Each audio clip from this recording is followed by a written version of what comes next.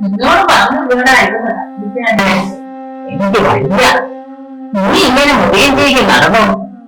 മുട്ടയിൽ വിരിയാത്ത പിള്ളേർ വരെ പെണ്ണിന്റെ നടത്തുന്നു. എനിക്ക് വയ്യ ഇങ്ങനെ കഷ്ടപ്പെടാൻ.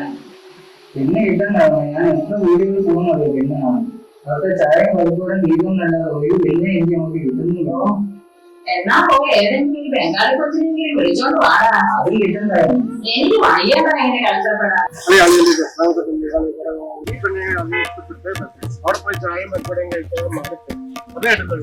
മോനെ, ഈ കുട്ടപ്പൻ ചേട്ടൻ ഈ കരയിലെ എത്ര പെൺപിള്ളാരുടെ കല്യാണം നടത്തുന്നറിയാമോ? എത്ര ആൺപിള്ളാരുടെ കല്യാണം നടത്തുന്നറിയാമോ? ഈ ചേട്ടൻ ഉള്ളപ്പോ മോൻ എന്തിനാ പേടിക്കുന്നേ?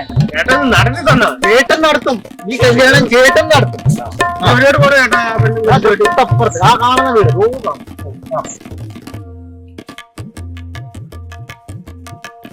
അളിയ ഇതെങ്കിലും വല്ല നടക്കുവോ? ആ കാണുന്ന ചെറുപ്പനന്റെ വീട്. ആ ചെക്കനെ ഞാനാ കുട്ടിച്ചു വീട്ടിൽ പോയി. അളിയ എന്തൊക്കെയും ഇവിടുത്തെ സ്ഥലങ്ങളൊക്കെ കൊള്ളാം, നല്ല സ്ഥലമോ. നല്ല വിളഞ്ഞ തേങ്ങയാ.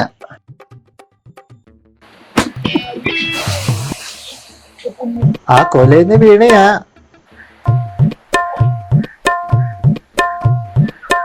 തേങ്ങയാ കേട്ടോ, നല്ല തേങ്ങ. കല്യാണം നടന്നല്ലേ ഈ തേങ്ങ ഇറങ്ങിയ വെള്ളത്തിൽ.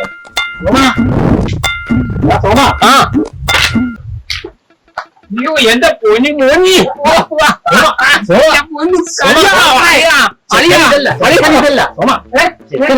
ഈ സുന്ദരനാണ്. അയ്യോ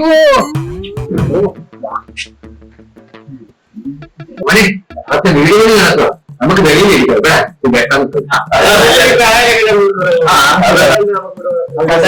ഇച്ചിരി വെട്ടവും വെച്ചിട്ട് നമുക്ക്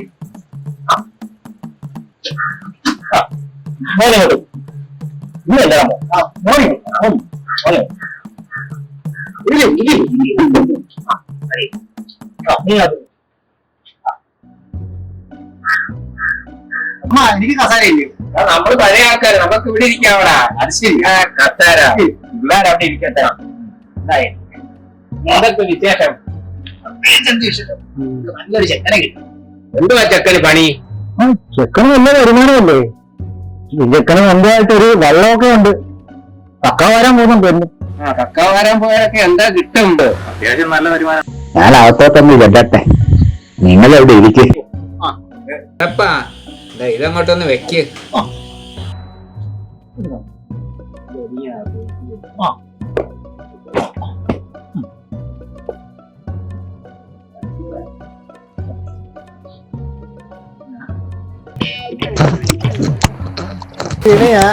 പെങ്ങളായോണ്ട് പറയല്ല, ഈ കരയിൽ വിളക്കുപോലെ നല്ലൊരു കൊച്ചില്ല. അച്ഛനും അമ്മ അങ്ങനെ വളർത്തിയത്. നീ മോളെ, സീതമോളെ, ആ ചായ ഇങ്ങെടുത്തോ.